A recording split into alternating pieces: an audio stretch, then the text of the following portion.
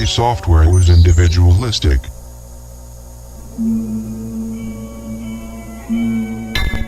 The art of programming from the garage or bedroom and distributing your personal work via floppy disks was a common pastime. Magazines featured typing programs and were dedicated to game, using the code as a blueprint.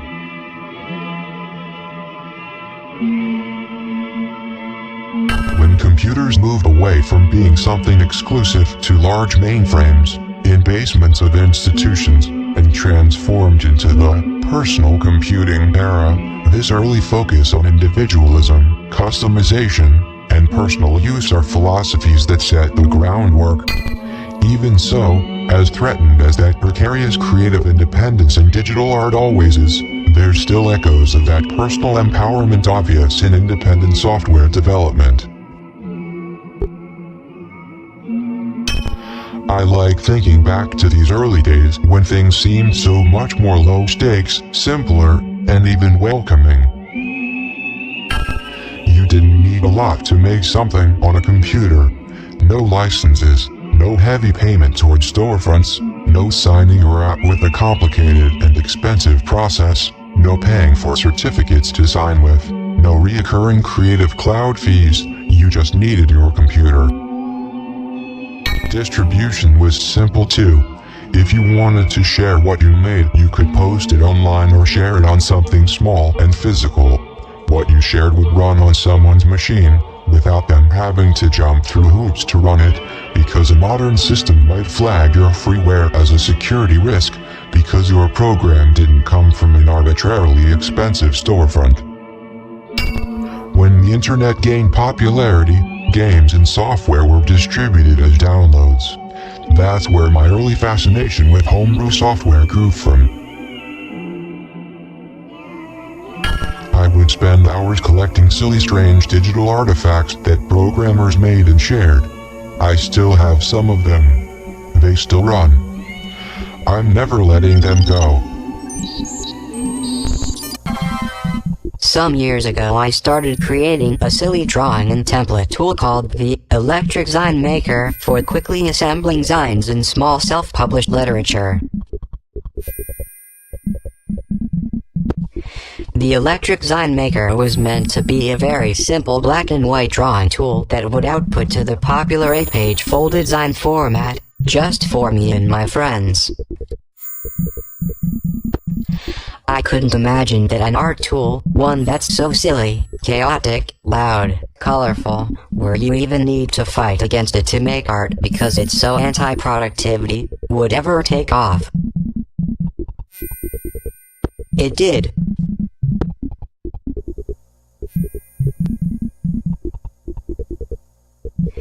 The Electric Zine Maker grew into supporting many more bizarre and goofy tools, as well as a large variety of zine templates that you can output to.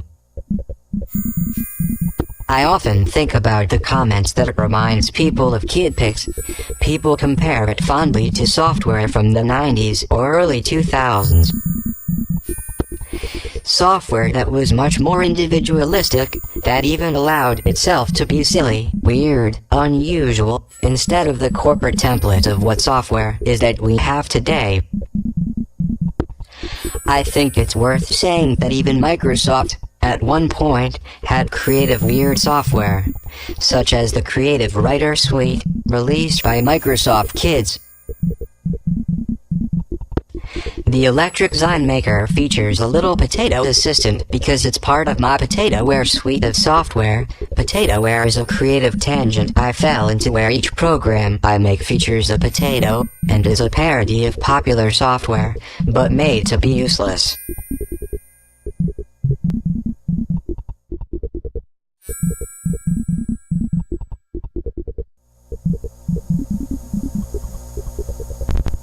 For example, there's the Electric File Monitor, which is a desktop virus scanner that will randomly accuse innocent files on your computer of being viruses, and put them into the virus prison where you can manage your virus inmates, and make a fictional currency from the prison complex that you are now running on your machine. Potato. potato. There is an electric love potato desktop assistant, which is just a giant potato that lives on your screen and randomly sings to you, as well as generating random potato recipes. This tangent about potato-ware aside. The electric sign maker set me on a journey of discovering an entire world of other software developers out there making equally as silly, weird, wild, or different individualistic tools. Present-day independent software is very creative. There's so much, but you'll hear very little about it. Larger tech companies, and the general Silicon Valley tech bro mentality, seem to suck the air out of the room. It's unfortunate that this mainstream determines so much popular perception of what software is when you have entire subcultures offering alternative views of what a program or a game is. Software is personal. It can be a unique relic from a time long ago, like the programs we work so hard to preserve and maintain a memory of, or it can be a current work of personal idealistic expression that goes against the grain of what larger tech monopolies have established as standards. My journey with the electric sign maker taught me that software is art just as much as games are art. When people look back at things like KidPix, these old programs let us dream, what if? Behind the bold individualism is the obvious question: who shapes our standards? Who tells our story and whose story is remembered as the standard?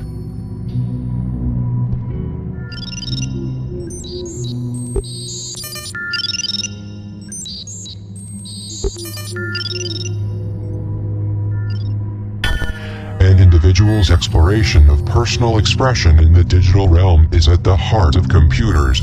Creative independence is at its core. Without everyone, this place would be boring, yet I'm fascinated by how much the individual is distilled into just numbers and engagement, or a source of content creation output for centralized platforms. In the present era, where tech monoliths are chasing the AI dream, despite outrage from their user bases, I think it's an interesting time to look at what individualism even means.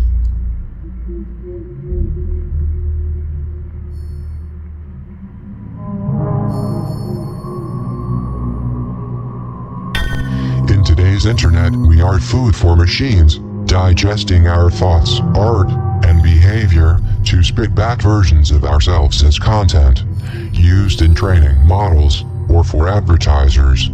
Participation on social media becomes a type of free content creation that is monetized by the platform holder. I remember early discussions where people argued that they should receive royalties from social media for creating content for them. Most social media platforms reserve the right to license anything a user posts on the site royalty-free. In the end, we are lost in the indefinite churn of the content machine. Today's internet is an abstract concept, controlled by large platforms, where it's not clear if and how individualism even has a place. Even GeoCities and MySpace let their users customize their pages. Today's social media does not offer this. I think it's a fascinating transition from people first to the brand of the owning entity being first. Early websites were just as individualistic as early software. There was a novelty to picking your very own domain name and hosting whatever you wanted on it. People had websites for their pets, joke websites, special interest websites. Websites became a form of artistic expression. It was also new and liberating. You could find your voice and exist on your own terms. You needed no one to do that. Just your own technical resolve. Each website was a unique portal into someone's world. It was common.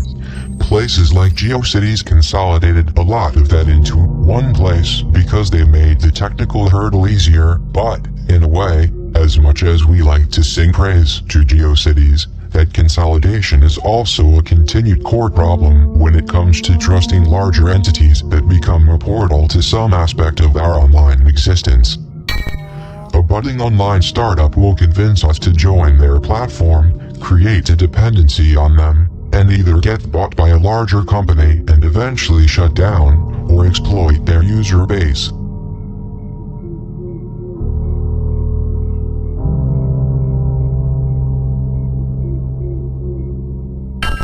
Exploitation seems inevitable under the shadow of profit growth over all else. Recent scandals surrounding Adobe's use of AI and controversial changes to their terms of service are good examples. Pieces of internet history have been lost because of some decision arbitrarily made by people in the boardroom, or changes to a terms of service. This is the same for any technology. Flash, for example. Digital art is a snake eating its own tail. When personal power is handed to a larger entity for the sake of convenience, we've time and time again lost historic parts of internet spaces, work, art, communities when that larger entity either shuts down, sells, or betrays the community relying on it. What we lost is dismembered and reconstituted for the next rendition of tech capital. I remember when businesses were just starting to take the internet serious. Then the dot-com bubble burst, but that didn't stop this shift. I distinctly remember the feeling that business was taking over the internet, molding it to its own capitalist vision, use cases, preferences, changing how everyone else used it. It seems like it never stopped. Today's internet is an abstract concept for monopolies to exploit. The current AI gold rush is a perfect manifestation of mass consumerism. In this internet, nothing matters anymore. No reality, no accuracy of information. Not really art, but something else. It's all food to digest and regurgitate back to an abstract concept of consumers.